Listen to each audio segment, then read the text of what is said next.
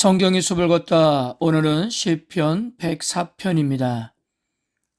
오늘 104편은 온 세상을 지으실 뿐만 아니라 모든 피조물들의 필요를 돌보고 채우시는 창조주 하나님께 올려드리는 찬양 시편인데요. 창세기 1장을 묵상하는 데서 비롯되었다고 볼 수 있습니다. 놀랍게도 104편은 인간을 포함한 거대한 창조 세계의 모습을 집중적으로 노래하면서 그 모든 것들이 그 세계의 창조주요 주관자이신 하나님의 존귀와 권위를 드러내고 있다고 고백하고 있는 거예요. 어제 시편 103편에서도 이야기한 것처럼 104편은 103편과 짝을 이루면서 두 시편 모두 내 영혼아 여호와를 송축하라라는 고백으로 시작했다가 동일한 고백으로 끝을 맺고 있는 유일한 시편이기도 합니다.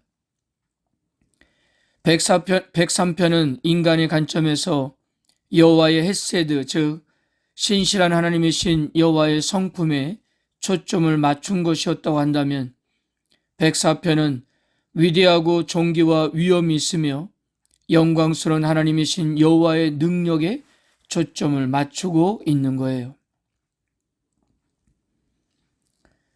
먼저 시인은 1절에서 이렇게 시작합니다. 내 영혼아 여호와를 송축하라.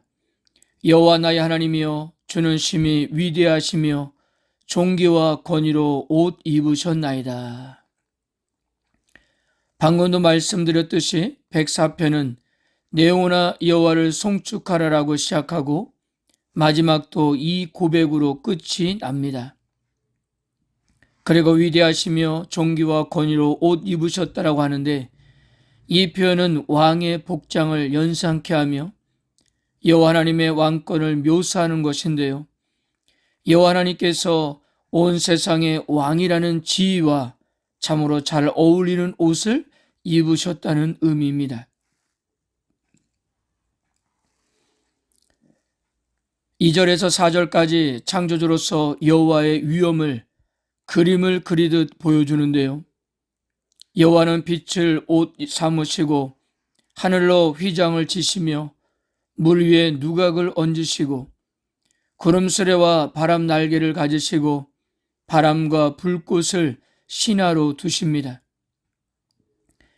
마치 창조 기사를 연상하듯 하나님의 빛을 창조하신 뒤에 물을 나누시고 하나님의 영이 수면 위에 운행하셨다는 말씀이 떠오릅니다. 여기서도 창조주이신 여호와의 위대한 모습을 강조하고 있습니다. 5절에서 9절까지 창조주이신 여호와가 본격적으로 피조세계의 질서를 세우시는 모습을 그리고 있는데요.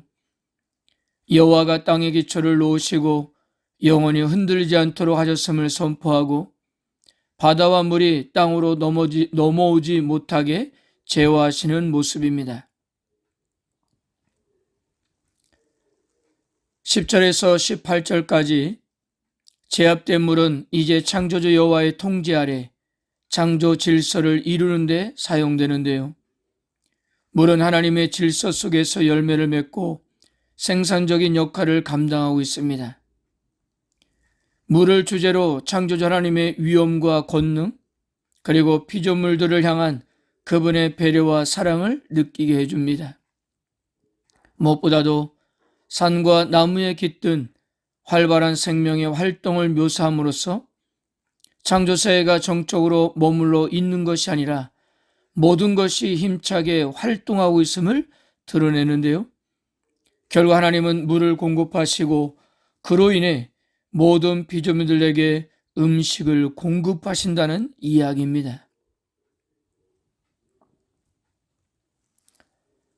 19절에서 24절까지 하늘에 초점을 맞추는데요. 보통 어둠은 위험하고 두려운 환경으로 취급되었으나 시는 여기서 밤을 동물들의 활동으로 가득 찬 시간으로 묘사했습니다. 즉 모든 주기는 정한 때를 따라 생명을 공급하기 위함이라는 거예요. 인상적인 것은요, 사자들의 먹이 활동을 하나님께 먹이를 구하는 행위로 묘사를 하고 있다는 점입니다. 즉 세상의 모든 짐승은 각자 먹이 활동을 하는 것 같지만 실제로는 창조주께 먹을 것을 구하는 행위였던 것입니다. 그러므로 하나님의 창조와 관련된 모든 시간과 배경에는 끊임없는 활동들이 있고 식물, 동물, 그리고 사람은 모두 모든 필요를 채워주시는 하나님의 생명 질서에 의지하여 살고 있다고 그렇게 말하고 있는 거예요.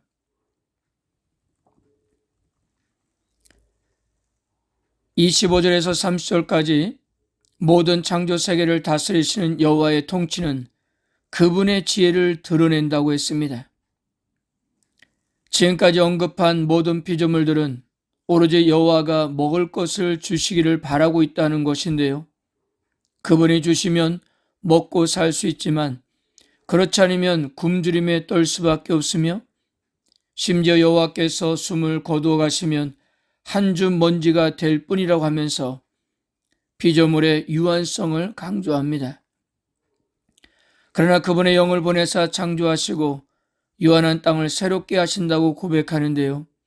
피조물들의 유한성과 하나님의 무한성을 정교하게 대조하고 있습니다.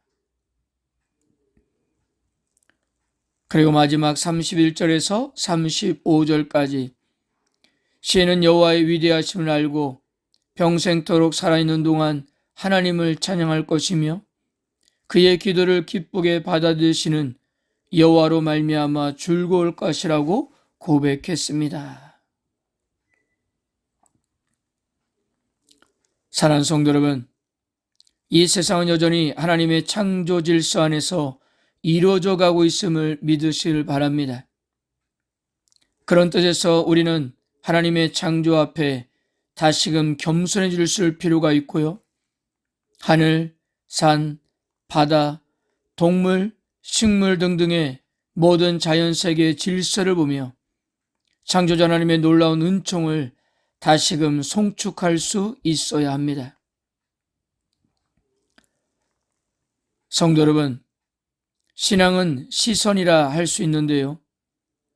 고대 애굽 사람들은 아침에 떠오르는 태양을 보면서 그것이 신이라고 믿었습니다.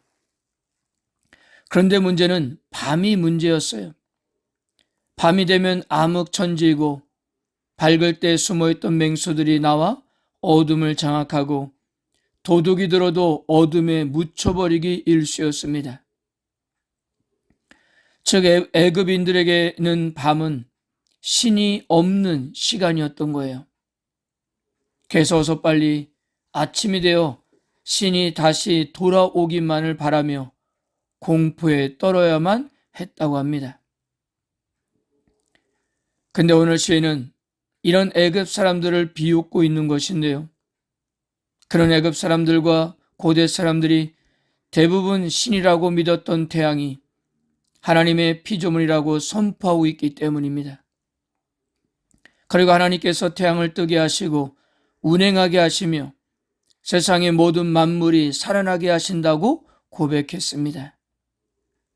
그리고 애굽 사람들이 두려워에 떨던 밤도 하나님의 통치 아래 있는 창조 질서 아래 있었고 애굽 사람들에게 밤은 신이 없는 시간이었지만 창조주 여호와 아래서는 신이 없는 시간과 공간이란 없음을 분명히 밝히고 있는 거예요. 성도 여러분, 이 시인의 시선이 곧 우리의 시선이 되어야 하지 않을까요? 어떤 상황과 어떤 장소에도 창조주이시고 통치자이시며 심판주이신 하나님께서 계시다는 사실을 믿으시고 그분께 시선을 고정하는 우리가 되었으면 합니다. 아멘.